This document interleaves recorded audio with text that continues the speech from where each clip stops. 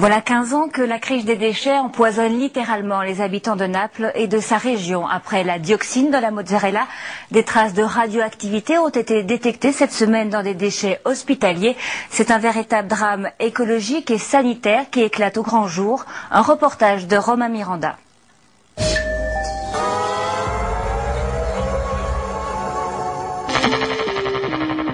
Cela fait 6 mois que les bennes napolitaines vomissent leurs ordures. 7500 tonnes s'étalent sur le bitume chaque jour. Beaucoup trop pour des infrastructures dépassées. Alors que les habitants excédés mettent le feu aux déchets, une ville et une région de 6 millions d'habitants sont au bord de l'asphyxie.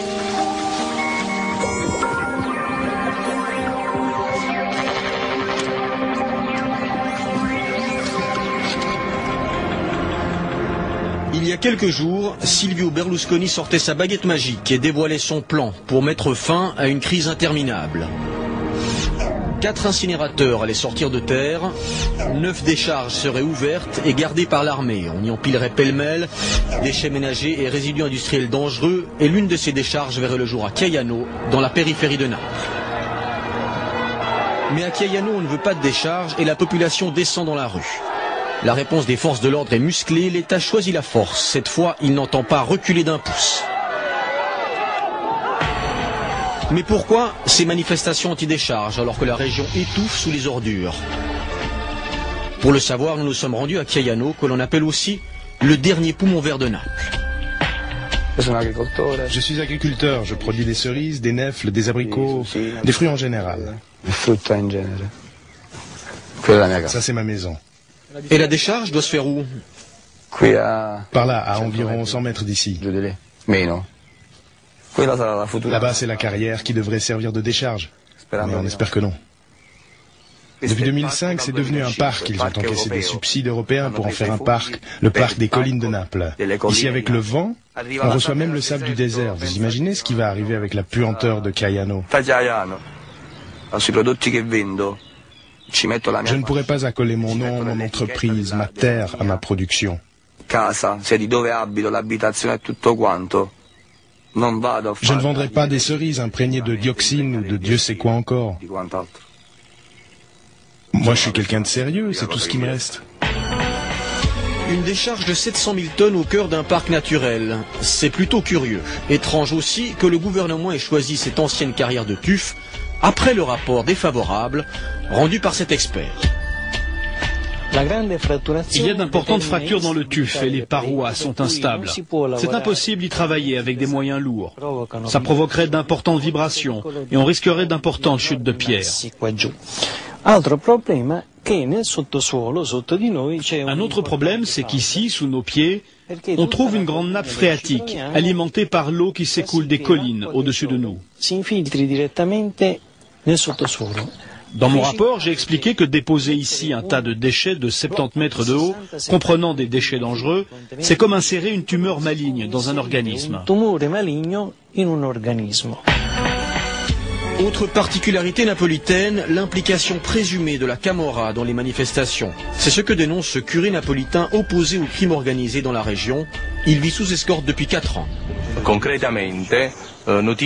J'ai reçu des informations concrètes qui indiquent que derrière cette manifestation se cachent les intérêts du clan Nuvoletta Polverino, qui contrôle depuis des années le secteur de la construction dans la région.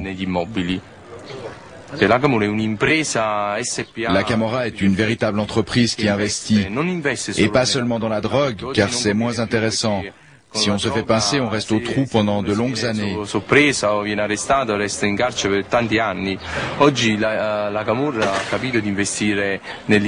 Aujourd'hui, la Camorra a bien compris qu'elle doit investir dans le monde de la construction, dans le béton, dans le plâtre. Dans ces secteurs, on risque moins. Voilà pourquoi des terrains comme cette oasis verte sont là pour qu'on y bâtisse des maisons, pas pour y faire de belles balades dans la nature et respirer l'air pur.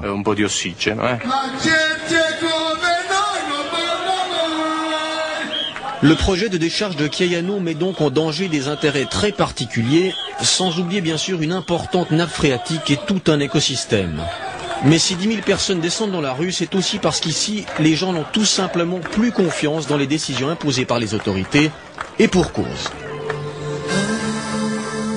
En matière de déchets, cela fait 14 ans que Naples est sous tutelle. Depuis 14 ans, c'est l'État italien qui est censé résoudre la crise des déchets napolitains. Résultat, rien, ou plutôt si, près de 2 milliards de fonds publics gaspillés, des infrastructures dépassées ou hors service, et toujours pas de politique de tri des déchets. Et pourtant, ce n'est que la pointe de l'iceberg. À quelques kilomètres de Naples, en effet, c'est tout un territoire qui est devenu le gigantesque dépotoir pour les résidus dangereux de l'activité industrielle italienne. La Campanie a résolu les problèmes des industries du nord de l'Italie.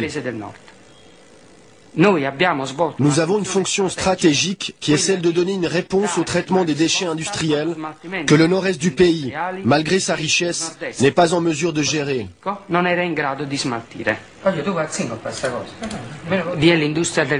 C'est simple, il y a l'industrie du nord qui a des problèmes avec le traitement de ces scories toxiques, il y a un intermédiaire au sud qui prend le contact, ils organisent le transport, le plus souvent la nuit avec des camions anonymes.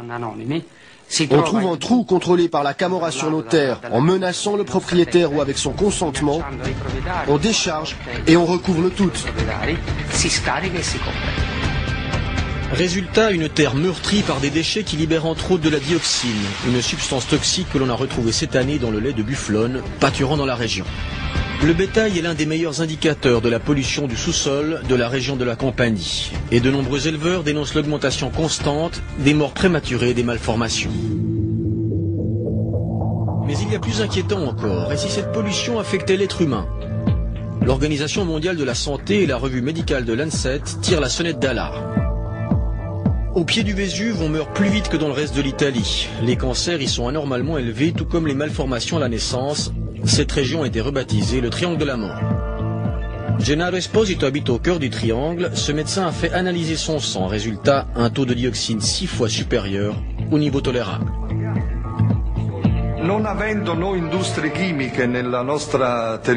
Étant donné que nous n'avons pas d'industrie sur nos terres, qui sont avant tout dévolues à l'agriculture, nous pensons que le cycle alimentaire est responsable de la contamination. Ce sont les substances toxiques contenues dans les aliments, dans l'eau et dans le sous-sol qui nous contaminent. L'État est absent, rien n'a été fait, les territoires ne sont pas contrôlés, la santé publique est mise de côté. Aujourd'hui, la situation est dramatique. On devrait tous émigrer à l'étranger pour garantir la santé de nos enfants. C'est justement ce que compte faire Sergio Sedia avec sa famille. J'ai demandé l'asile politique à la Suisse pour des raisons sanitaires. J'habite dans une région qu'on appelle le Triangle de la mort. Moi, je vis ici, je respire cet air, je bois cette eau et je foule ce sol hautement contaminé.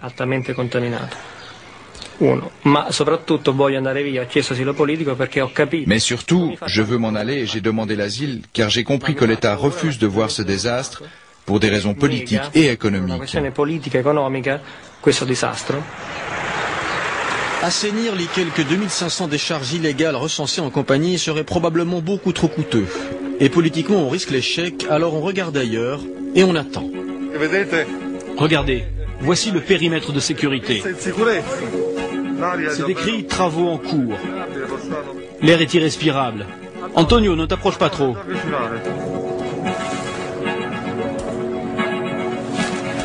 Tout ça, ce sont des résidus de hauts fourneaux qu'on utilise pour le travail des métaux. Ce sont des matériaux hautement toxiques, riches en cadmium, en arsenic, en plomb, en aluminium. C'est probable qu'ils aient déjà infiltré la nappe phréatique. Les magistrats ont mis tout ça sous séquestre, mais on attend toujours que les politiciens démarrent l'opération d'assainissement. Pas d'assainissement non plus pour ces sacs d'amiante jetés d'un viaduc, ou pour cette rigole polluée au mercure. À deux pas de là, des cultures et des brebis qui pâturent sur un terrain contaminé et mis sous séquestre. C'est comme si la normalité était devenue la norme. Ces poisons sont des assassins invisibles. Ils t'atteignent peu à peu et tu ne saisis pas la gravité de la situation. Tu t'en rends compte quand c'est trop tard. Je me préoccupe avant tout pour mes enfants, parce qu'à mon âge, à 41 ans, je pense avoir déjà absorbé de nombreuses substances toxiques. Mais ce n'est pas juste que nos enfants doivent subir cela. Un jour, ils pourraient me dire, papa, pourquoi tu ne m'emmènes pas loin d'ici? Pourquoi tu ne l'as pas fait avant? Cela pourrait être la plus belle région d'Italie. Mais aujourd'hui, ses habitants sont de plus en plus nombreux à vouloir la quitter, la mort dans l'âme. Pendant ce temps, à Chiaiano, l'attente continue, mais l'espoir y est-il encore vraiment?